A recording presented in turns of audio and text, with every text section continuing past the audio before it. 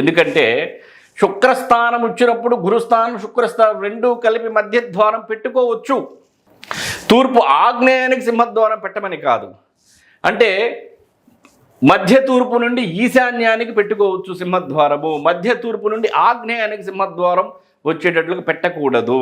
కాబట్టి ఈ విధంగా నవగ్రహాలకు సంబంధించినటువంటి ఉచ్చస్థానాలను కూడా మనం చూసుకొని సింహద్వార నిర్ణయం అనేది చెయ్యాలి. గృహానికి సంబంధించి, గృహ నిర్మాణానికి సంబంధించి మనం స్థలాలు చూసాము, దిక్సూజీ చూసాము, దిక్సూజీకి సంబంధించిన స్థలాలు చూసాము, 3 ఉచ్చనీచ స్థానాలకు సంబంధించి అది చూసాము.